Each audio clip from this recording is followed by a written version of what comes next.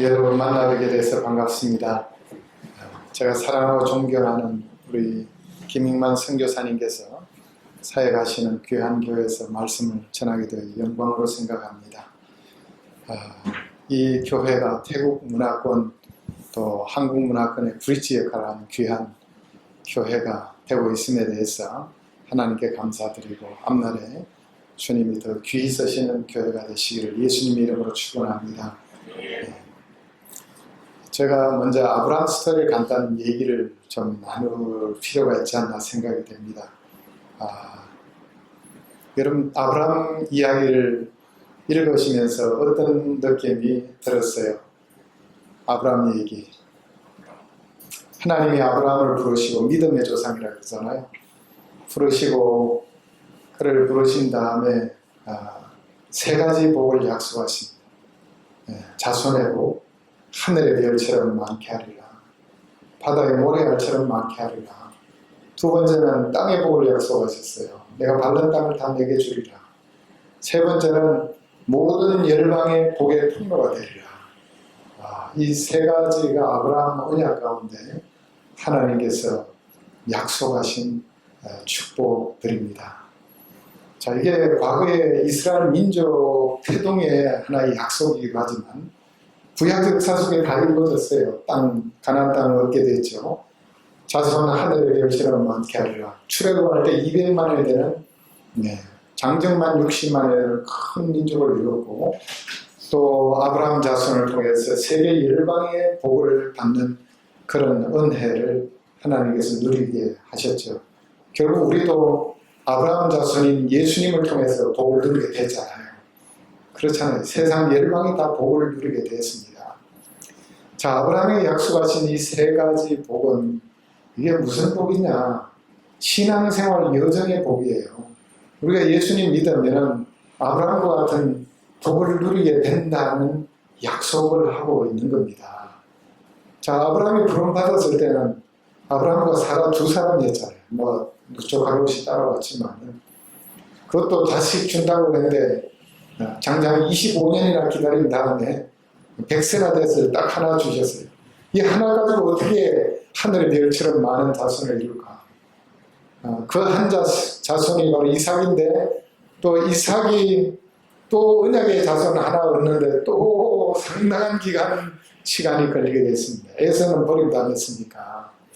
그 야곱의 후손을 통해서 그때부터 이제 12명이 되고 애굽에 내려갈 때 70여 명이 되고 그 다음에 400여 년이 지났을 때 거의 200만이 됐거든요. 자손을 정말 큰 민족을 이루는 그 약속이 이루어졌고 또 밟는 땅을 주리라 여호수아 시대 때 땅을 밟음으로 이루어지게 되고 또 복의 통로로서 아브라함이 복의 통로가 됐고 이삭, 야곱, 특별히 요셉은 복의 통로로 기가 막히게 사용된 사람입니다. 요셉을 통해서 어떻게 됐습니까? 애국 사람들도 살게 됐고 애국 주변 나라도 살게 됐고 복의 통로로 귀하게 사용이 되었습니다. 자, 그런데 그 스토리가 거기서 끝나는 게 아니라 이 아브라함 얘기는요 신약에 그대로 적용이 됩니다. 신약 시대에 와서 자손의 복, 땅의 복, 복의 통로가 되는 이 복은 바로 예수님을 통해서 우리 그대로 전수가 됐습니다. 자손 하늘의 별처럼 많으리라. 지금 세상에 기독교 인구가 몇 명인 줄 아세요? 25억 명. 거의 85 인구 중에 3분의 1 가까이가 기독교인이에요. 예수 믿는 사람. 땅은 옛날에 그 팔레스타인의 좁은 땅이었지만 지금 말하는 땅은 하나님 나라의 땅을 말합니다. 하나님 나라가 지금 세계에 안 들어간 곳이 어디 있어요? 거의 다 들어갔잖아요. 그리고 복의 통로, 우리 기독교인을 통해서 세상 열방이 복을 받게 되잖아요. 참 하나님께서 예수 잘 믿는 나라, 미국, 영국을 비롯해서 독일을 비롯해서 하나님께서 복의 통로로 사용하셔서 세상에 영향력 있는 나라들로 사용하셨고 또 무엇보다 이 복의 통로의 최정선에 있는 분들이 우리 선교사님들이세요. 세상 열방을 향해서 복의 통로로서 귀하게 쓰임하잖아요. 자, 비록 이제 교인 한 명 등록하셨고 또 가족들 이렇게 계신다고 하셨는데 이거 벌써 아브라함은 25년 걸려서 이룰 일을 지금 벌써 이루신 일입니다. 몇 달 만에 이루신 거예요. 자, 그래서 더 큰 기대를 하시고 조만간에 이 방콕을 채우고 또 동남아시아에 영향을 주고 전 세계를 향해서 복음의 축복의 통로로 이 방콕 브릿지 교회, 이름도 너무 좋아요. 복의 통로 브릿지의 역할을 하는 귀한 교회가 될 줄 믿습니다. 할렐루야. 예, 제가 오늘 좀 얘기를 나누고자 하면 여러분들 너무 잘 아시는 주제를 가지고 얘기를 좀 나누겠습니다. 여러분, 예수 믿는다는 말이 무슨 뜻일까요? 예, 우리 자녀분들 셋이 이름을 제가 다 못 외워서 미안합니다만 서연, 혜연이, 규연이, 서연, 혜연, 규. 네, 서연, 태연, 규연. 네, 네, 아이고, 벌써 복의 통로가 지금 얼마나 많습니까? 자, 예수 믿는다는 게 무슨 뜻일까요? 서연, 태연, 규연. 좀 생각해 봤어요. 예수 믿는다는 게 뭘까? 주일 와서 예배 드리고 예수님 사랑하고, 그 본질적인 거, 예수님 사랑하는 예수 믿는 거 맞아요. 근데 우리가 좀 정확히 좀 알아보자 하는 그런 차원에서 제가 얘기를 드리는 겁니다. 자, 예수 믿으세요. 우리가 전도도 그렇게 하잖아요. 자, 예수 믿는다는 게 뭐를, 자, 죄송합니다. 제가 이걸 잘못해가 버튼을 눌러버렸어요. 예, 예수 믿는다는 게 무엇을 의미할까요? 자, 그 앞에 수식어가 있는데 예수 믿는다는 것은 예수님이 나를 위해서 죽으셨다는 사실입니다. 자, 내가 나를 위해서 왜 죽을 필요가 있겠어요? 내가 죄인이기 때문에. 예, 내가 죄인이기 때문에 아담과 하와의 후손으로 태어나서 내가 죄인이기 때문에 예수님이 나를 위해서 죽으셨다는 사실을 첫째 믿는 거예요. 그런데 예수님이 죽은 지 3일 만에 살아나셔서 하나님의 아들로 입증된 사실을 믿는 겁니다. 그래서 하나님의 아들 메시아이라는 사실을 믿음으로 그분을 주로 고백하는 것, 네. 주로 아도나이, 주로 고백하는, 그게 예수님을 믿는다는 말입니다. 서연태인 규현 이해가 돼요? 첫째, 예수님이 나의 죄를 위해서 죽으셨다는 사실, 예수님이 3일 만에 다시 살아나심으로 하나님의 아들로 입증이 되시고 메시아로 입증이 되시고 내가 그분을 주님으로 믿는다는 사실입니다. 자, 이거 믿으면 구원받아요. 할렐루야. 다 이미 믿고 있었죠. 그죠? 말로 표현하기가 좀 그래서 그렇죠. 그죠? 다 믿는 바의 사실은 로마서 10장 9절에 10절에 이렇게 말씀합니다. 내가 만일 내 입으로 예수를 주로 시인하며 또 하나님께서 그를 죽은 자 가운데서 살리신 것을 내 마음에 믿으면 구원을 받으리라. 사람이 마음으로 믿어 의에 이르고 입으로 시인하여 구원에 이르니라. 마음으로 믿어 의에 이르고 입으로 시인해서 구원합니다. 무엇을요? 예수님이 우리 죄를 위해 죽으시고 부활하신 사실을 마음으로 믿고 입으로 시인하면 구원을 얻는다는 말씀입니다. 자, 그러면 우리는 영적인 아브라함의 자손이 되었습니다. 하나님의 백성이 되었어요. 자, 이제 예수 믿고 구원 얻었잖아요. 그죠? 구원 얻었어요. 자, 구원 따놨으니까 이제는 내 마음대로 살아도 돼. 자, 그게 뭔지 아세요? 그게 구원파 이변이 하는 얘기예요. 자, 성경은 예수 믿는다는 것이 정말 얼마나 더 심오한 의미가 있는지를 얘기를 하고 있습니다. 그걸 제가 여러분들과 오늘 좀 나누고자 하는 것입니다. 자, 누가복음 9장 23절에 예수님은 아무든지 나를 따라오려거든 자기를 부인하고 날마다 자기 십자가를, 제 십자가를 지고 나를 따를지니라고 말씀합니다.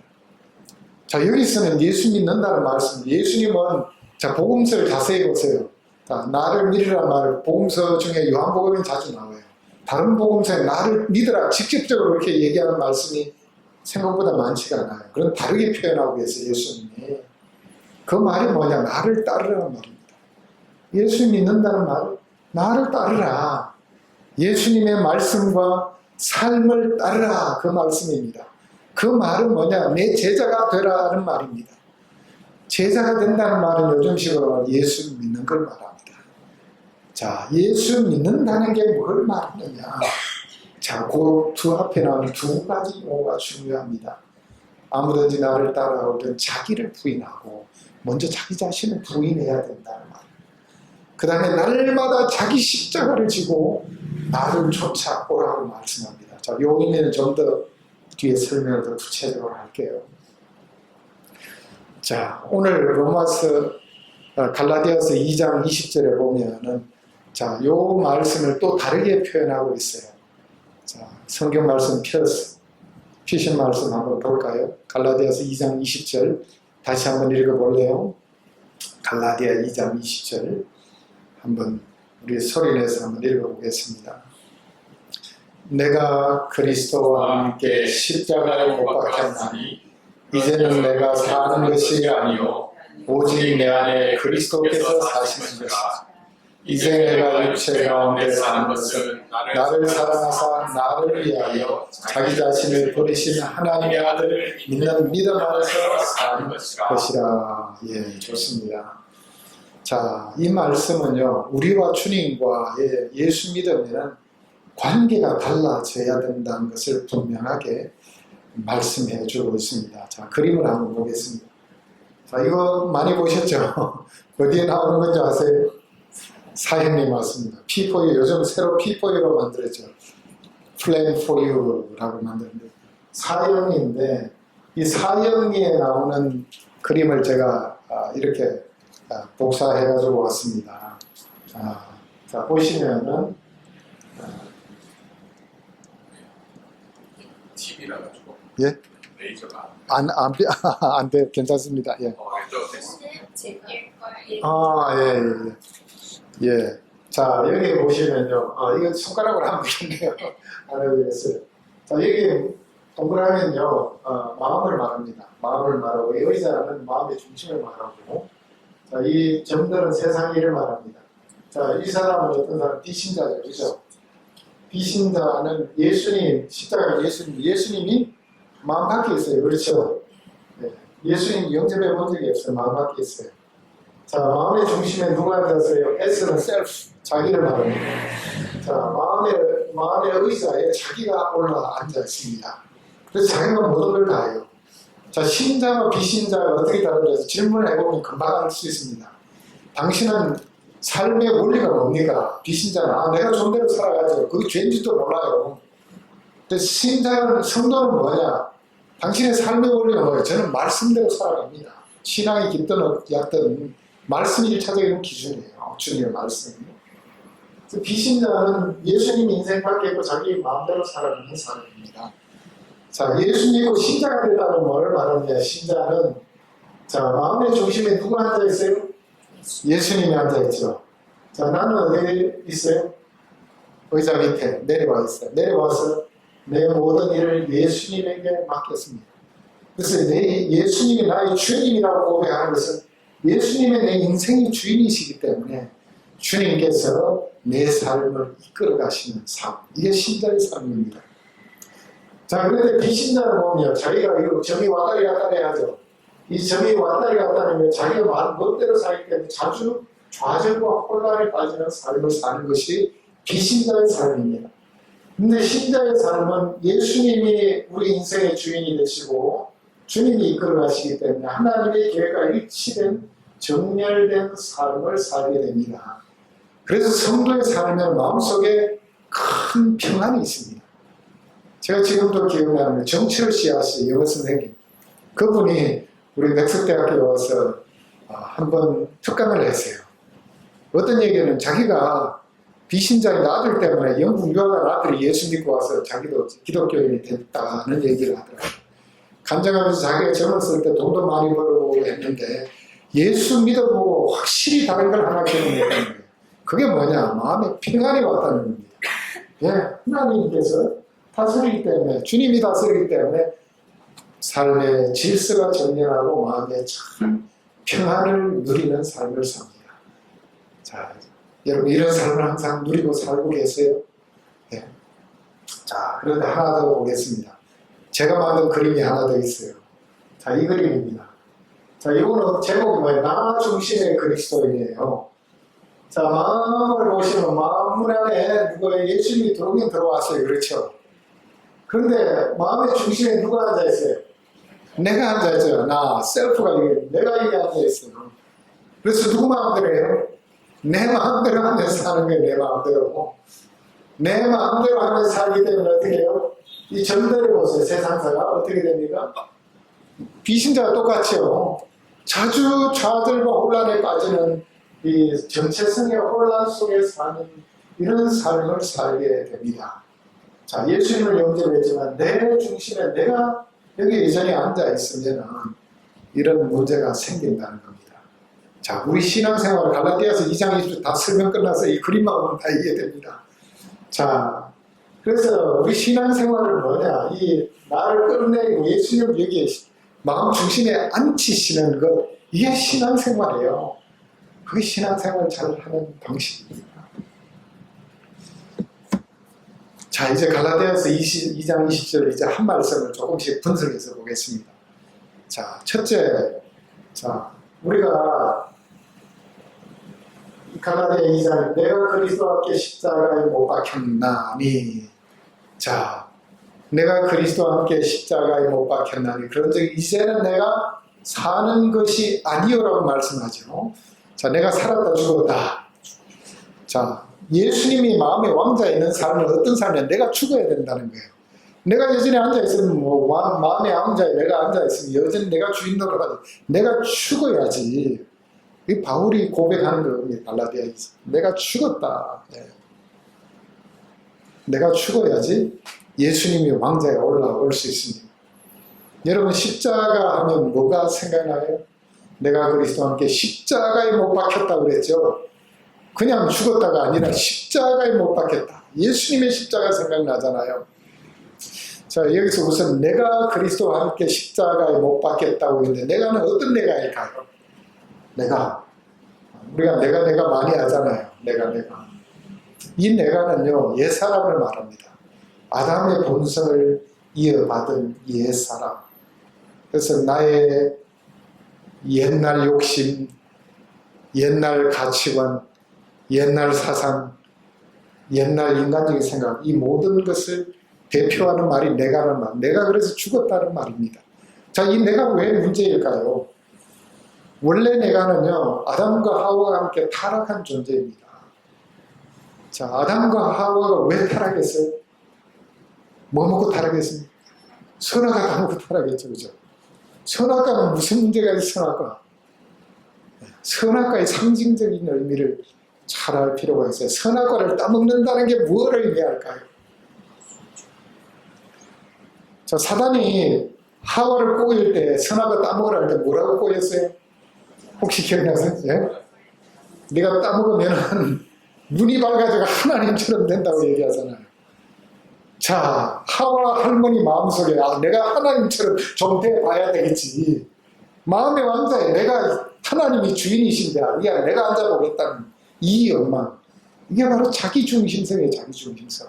내가 마음의 왕자에 앉아 있겠다는 겁니다. 비신자의 모습이잖아요.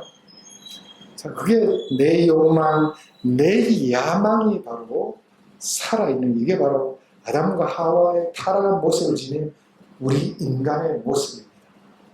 그래서 내 야망과 욕망이 십자가에 못 박혀 죽어버렸다는 말씀인 것입니다. 자, 여러분, 왜 십자가에 못 박혔다고 할까요? 예수님 십자가 못 박혔을 때 어떤 고난을 당했어요? 손과 발에 못이 박혔죠. 옆구리에 창이 찔리고 가시관도 쓰시고, 그 전에 뭐 채찍에 어마무시하게 많이 맞았잖아요. 그 채찍은 뼈 조각, 쇠 조각이 붙어 있어서 때리면 살점이 뜯겨나가는 그런 채찍이었습니다. 그걸로 무지 맞아가지고, 여러분 더 패션 오브 더 크라이스트라는 영화 보셨습니까? 피가 흥건하잖아요. 실제는 더 할 거라 그럽니다. 왜냐하면 이 채찍은 빨리 죽도록 때리는 거예요. 얼마나 피를 많이 쏟겠어요. 그 고통은 이루 말할 수 없습니다. 그리고 골고다 상수산까지 올라가셔가지고 또 손과 발을 못이 박혔는데, 여기다가 못을 박으면 이게 찢어져 버려요. 체중 때문에. 그래서 여기 손목에다가 못을 박는다고 합니다. 실험 다 해서. 자, 손목에 못을 박으면 여기 뭐가 통과하느냐? 중추신경이 통과해요. 자, 여러분 치과 가서 신경 건드리려 본 적 있어요? 깜짝 놀라잖아요. 근데 신경을 여기다 못을 박으래. 이거는 고통이 이루 말할 수 없는 거예요. 신경을 찝어서 비트는 고통을 당하는 것이 이 십자가 처형이라는 방법이라는 거예요. 손과 발에 박혀 있어요. 그런 박혀 있고 늘어져 있는 것도 힘든데, 자, 십자가에 못 박으면요, 이게 횡격막이 물려서 숨을 쉴 수가 없어요. 끌어올리면 손발이 다 잘려나가는 고통을 숨을 쉴 때마다 경험하는 거예요. 네. 예수님 6시간 동안 그렇게 고통 가운데 처절한 고통 속에서 돌아가셨습니다.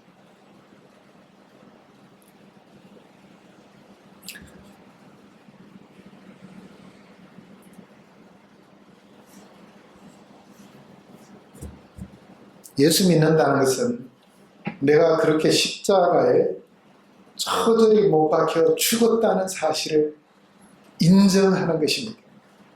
그런데 여러분, 현실적인 문제는 내가 여전히 살아있는 게 문제잖아요.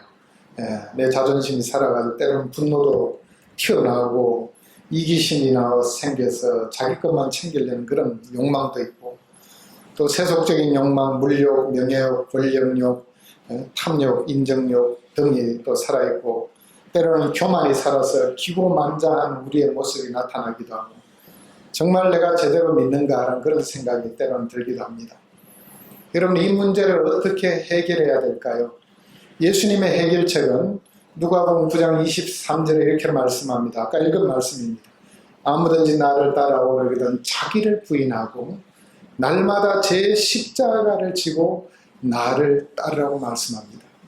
자, 자기 부정은 자기의 욕망과 야망을 내려놓고 나의 삶의 우선순위를 뜯어고치는 걸 말합니다. 여러분의 삶 가운데 첫 번째 우선순위가 무엇이 있습니까? 내 생각, 내 뜻이 앞서 있다면 내가 덜 죽은 것입니다. 내가 온전히 죽어지기 위해서는 우선순위가 바뀌어야 되는 것입니다. 자, 예수님이 겟세마네 동산에서 기도한 다음 마지막에 어떻게 마무리하셨습니까? 예수님 살고 싶었잖아요. 나의 원대로 마옵시고 아버지의 원대로 되기를 원합니다. 나의 소망대로 하지 마시고 아버지 하나님의 소망대로 되기를 원합니다. 이게 진짜 십자가를 지는 삶, 자기 부정의 삶의 기초가 되는 것 같은 자세인 것입니다. 먼저 자기를 부인해야지 주님이 진짜 내 속에 살아 역사하게 되는 것입니다. 왜 내가 그리스도와 함께 십자가에 못 박혔다고 표현할까요? 이 자아를 죽이는 것이 결코 쉽지 않기 때문이에요. 어떤 사람이 말한다. 고래 힘줄보다 더 찔린 것이 자아를 죽이는 것이다. 좀 죽었나 싶어 보면 여전히 살아있는 자아를 발견하고 우리가 놀랄 때가 얼마나 많이 있습니까? 자아를 죽이는 데는 십자가를 지는 고통이 우리에게 필요한 것입니다.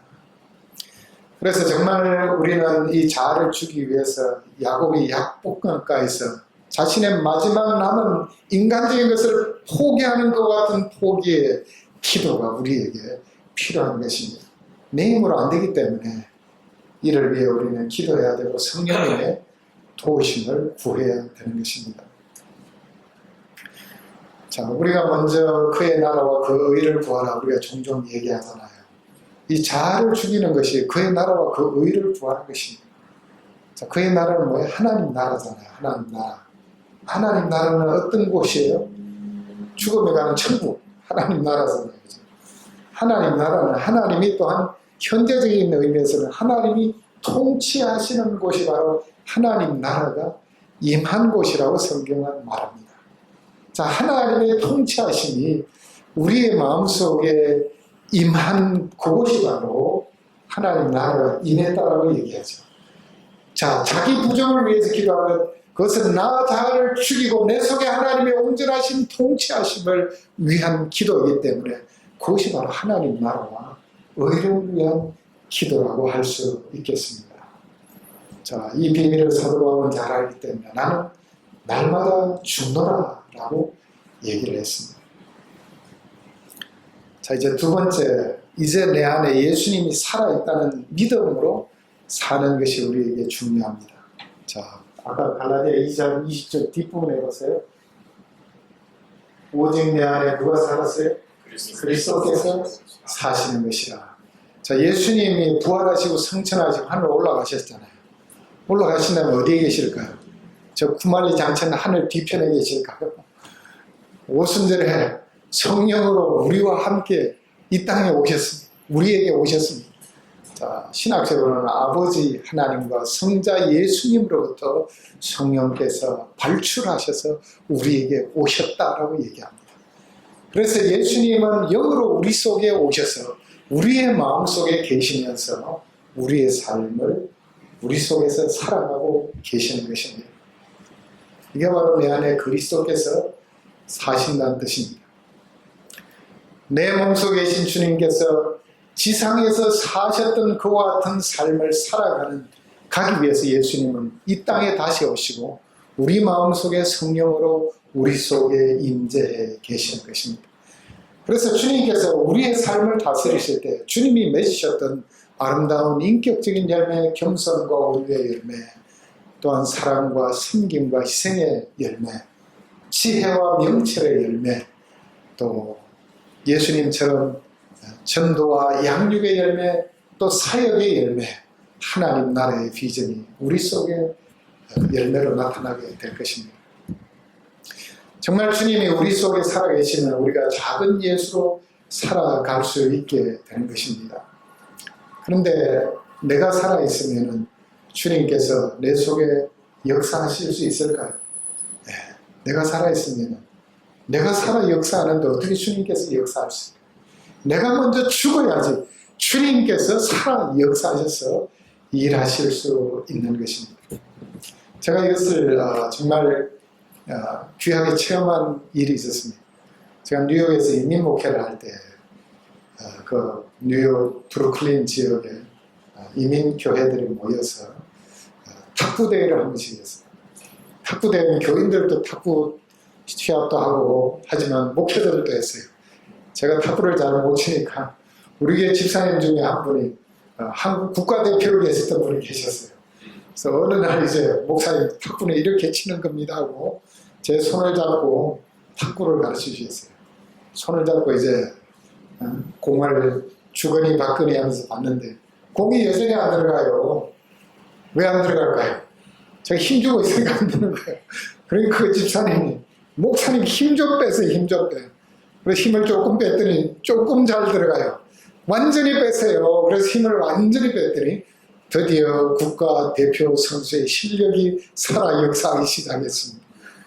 제가 그 경험을 통해서 아주 귀중한 체험을 했습니다. 그 탁구 연습 한 수 배우는 것보다 훨씬 중요한 깨달음을 얻게 됐어요. 내 속에 내가 살아있으면 주님이 절대로 주인 노릇을 하실 수 없겠구나.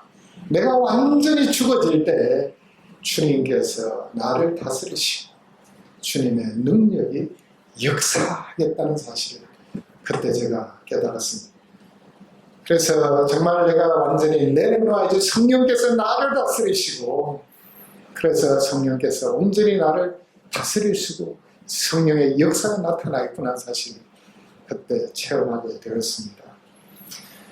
이 자기 부정은요 그리스도인의 삶의 핵심입니다. 그래서 칼빈은 제가 기독교 강요를 읽다가 이 대목을 읽고 정말 충격을 받았습니다. 정말 칼빈은 대단한 신학자구나 하는 사실을 알게 됐습니다. 그리스도인의 삶의 요체는 자기 부정에 있다라고 얘기했습니다. 저는 그리스도인의 삶의 요체가 사랑의 삶, 믿음의 삶, 중요한 얼마나 많아요. 성령 충만한 삶. 맞아요. 다 중요하죠. 그런데 자기 부정, 이게 자기 부정이 안 되면 아무것도 안 되는 거예요. 성령이 인도하실 수 없죠. 사랑의 삶도 살 수 없고 내가 살아있는데 믿음의 삶도 살 수가 없어요. 그래서 예수님께서 이 칼빈은 아마 이 말씀 아까 누가복음 9장 23절 말씀을 보지 않나 생각합니다. 자기를 부인하고 자기 십자가를 지는 삶이 우선돼야지 주님을 따르는 진정한 제자가 됨을 칼빈 보고 있었다고 저는 생각합니다. 자, 주님과 나와의 관계는 시소 같아요. 시소는 어째요? 내가 내려가면 상대방이 올라가고 내가 올라가면 상대방이 내려가잖아요. 내가 완전히 내려가야지 주님께서 올라가시고 주님께서 살아 역사하시게 된다는 것을 보게 되는 거죠. 자, 이제 마지막 부분입니다. 자, 마지막 갈라디아 2장 20절 마지막 부분 한번 이제 내가 시작. 이제 내가 육체 가운데 사는 것을 나를 사랑하사 나를 위하여 자기 자신을 보신 하나님의 아들을 믿는 믿음 안에서 사는 것이다. 예. 자, 여기에 보시면 이 말씀이 사실은 어떤 의미에서는 자기 부정의 키와 같은 말씀이라고 생각할 수 있습니다. 어떻게 자기 부정하면 나를 부정해야지, 나를 부정해야지 그런다고 되는 게 아니잖아요. 자, 중요한 건 사람은 감동받으면 그때 변화되잖아요. 자, 예수님이 나를 위해서 어떤 일을 하셨는지 그 기적을 늘 생각, 그 은혜를 늘 생각하면 우리는 진짜 자기 부정의 길로 들어갈 수 있지 않을까 생각이 됩니다. 주님께서 나를 너무너무 사랑하셔서 나를 위해 십자가에서 희생하신 그 사랑에 감동하여 살 때, 그 사랑에 감동할 때 우리는 우리 자신의 작은 모든 것들 다 내려놓을 수 있으리라고 저는 생각합니다. 우리가 나 같은 죄인 살리신 그 은혜 놀라워 잃었던 생명 찾았고 광명을 얻었네 라는 찬송가 잘 아시잖아요. 이 찬송가 가사처럼 정말 나 같은 죄인을 살리신 그 주님의 크신 은혜에 감격해서 사는 삶, 이것이 진짜 자기 부정의 삶의 키가 아닌가 생각이 됩니다. 제가 6살 때 있었던 일입니다. 6살 아주 좀 꼬마 때였죠. 우리 동네에 뒤에 좀 외진데 연못이 있었어요. 큰 연못이 있었는데 제가 6살 때 제 동생 4살짜리를 데리고 뒷집에 최창식이라는 6살짜리 친구와 함께 초겨울이었는데 그 연못에 놀러 갔어요. 연못에 놀러 가가지고 이제 그 사르는 거 보니까 사그러 있어요. 거기 올라가서 콩콩 뛰어놀면서 놀았어요. 그러다 친구가 먼저 얼음에 그냥 약한데 뛰어놀다가 퐁당 빠져버렸어요. 그래서 제가 이제 그 친구를 건져보겠다 손을 내밀고 손을 잡고 이제 끌어올렸는데 친구가 나오지 않고 제 밑이 또 꽂아버렸어요. 큰일 났어요. 동생 보니까 저 얼음 기퉁이에서 우리 희야 죽는다고 그냥 발을 동동 구르면서 울고 있었어요. 참 그때 그 외진되기 때문에 사람도 잘 오지 않는 곳입니다. 만약 그때 그대로 있었으면 벌써 요단 건너가고 태국도 못 오고 모든 게 끝나고 말았을 텐데 그때 만세전에 백증하신 나무꾼을 하나님이 그곳에 보내셨어요. 아랫동네 나무꾼 할아버지가 나무하러 왔다고 멀리서 보거든요. 거기에 무엇이 빠져가서 허우적거리는 모습을 보니까 노인 눈이 침침하니까 거기에 빠져있는 게 개냐 사람이냐 고함을 지냈습니다. 그러니까 동생이 듣고는 우리 형 빠져 죽는다고 함을 지냈습니다. 그럼 그 할아버지가 나무하다 말고 쫓아내려와가지고 옷을 입은 채로 들어와가지고 우리 둘이를 건져주셨어요. 그래서 살아나게 되었습니다. 자, 어릴 때 뭐 6살짜리 그 은혜를 어떻게 알겠어요? 물에 빠져 죽는 거 건져줬는데 모르죠. 근데 이제 나이가 들에 따라 아버님 가끔씩 얘기를 했어요. 너 아랫동네 그 할아버지 알지? 그 할아버지 너 생명을 구해주는 은인이야. 절대 잊어서는 안 돼. 그런데 제가 철들고 보니까 할아버지 돌아가셨어요. 근데 지나고 보니 그 할아버지만 생각하면 얼마나 감사한지 몰라요. 만약 그 연못에 빠져있는 나를 춥다고 안 건져줬다든지 그랬다면 살지 못했을 텐데 들어오셔서 건져주셔서 얼마나 감사한지 모르겠습니다. 자, 물에 빠져 죽은 나를 건져준 것도 너무나 감사합니다. 우리는 지옥에 빠져 죽을 우리를 우리 예수님이 자신의 목숨을 버리셔가지고 살려주셨잖아요. 그게 바로 이 말씀이 말씀하는 겁니다. 바로 이 믿음 가운데 사는 것이 그리스도인의 삶이라는 것입니다. 우리가 이 감격 가운데 살게 될 때 용서하는 힘도 생기게 되고 이 감격 가운데 살게 될 때 우리가 사랑의 삶도 실천하게 되고 희생과 봉사의 삶도 실천하게 되고 교회를 섬기는 열정도 바로 여기서 나오게 되고 모든 삶의 근원이 여기 있는 것입니다. 자기 부정 내 힘으로 해야 되겠지가 아니라 주님, 나 같은 죄인 지옥에 빠져 죽어야 할 나를 건져주신 그 주님의 은혜를 생각할 때 내가 못할 것이 무엇이 있겠습니까? 이것이 진정한 믿음의 삶이 아닌가 생각이 됩니다. 예수님의 제자들의 삶을 보면 정말 놀라운 변화는요, 예수님이 끝까지 사랑한 데 있었어요. 예수님 십자가 지르기 위해서 예루살렘 올라가는데 제자들은 다른 꿍꿍이 생각하고 있었습니다. 예수님이 이제 예루살렘 올라가면 이제 한 자리 하실 텐데, 베드로는 내가 수제자니까 내가 총리해야 돼. 그랬겠죠. 야고보 요한은 어머니 치맛바람까지 날리며 청탁을 했습니다. 우리 아들 하나는 주님의 나라의 우정성이 되게 하시고 우리 작은 아들은 좌정성이 되게 하소서. 예수님이 얼마나 기가 막히겠어요. 네. 그리고 예수님 죽기 위해서 가시는 그 순간까지 서로 높여지려고 하는 그런 이기적인 모습을 가지고 있었는데, 죽기 전날 예수님은 제자들의 발을 씻기면서 섬기셨습니다. 유대 나라에 발 씻기는 거예요. 이거 우리 그냥 세족식 가족처럼 생각하면 안 됩니다. 발 씻는 것은 너무나 천한 일이어서 유대인 상전은 유대인 종에게 시키지 않는 일이 발 씻기라는 일이에요. 예수님은 주와 스승이 되셔서 무릎을 꿇고 발을 씻기면서 제자를 섬겼습니다. 그리고 예수님은 끝까지 제자들을 사랑하셨다고 했습니다. 사실 인간적으로 생각하면 저 못난 제자들 열심히 3년 동안 훈련했더니 높아질 생각만 한 제자들, 이기적인 제자들을 꾸짖을 수 있겠지만 주님은 그런 말씀 일치하지 않으시고 끝까지 사랑하셨다고 요한복음 13장 1절에 말씀하고 있습니다. 여기에 예수님 제자들은 변화된 거예요. 그래서 예수님 제자들 다 어떻게 했어요? 다 순교했잖아요. 야고보도 기름감에 이뤘는데 안 죽어서 저 밤무성으로 유배했다는 얘기가 전해지고 있잖아요.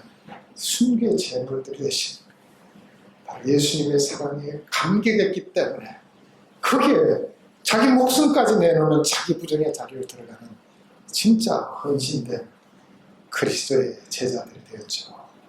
자기 부정하고 자기 십자가 지는 그걸로 끝일까요? 예수님이 죽은 다음에 어떻게 됐어요? 부활의 새 생명으로 살아났잖아요. 우리가 진짜 죽어질 때 그렇게 부활의 새 생명이 살아 역사하게 되고 주님의 영광이 분명히 나타나게 될 줄 믿습니다. 이게 기독교 진리의 핵심이고 예수 믿는다는 의미가 바로 여기 있습니다. 예수 믿고 구원받았으니 구원 따랐으니 내 마음대로 사는 것이 아니라 철저히 나 자신을 죽이고 주님의 십자가의 길을 쫓아가면서 그 길을 잘 쫓아가는 저와 여러분 되시길 예수님 이름으로 축원합니다.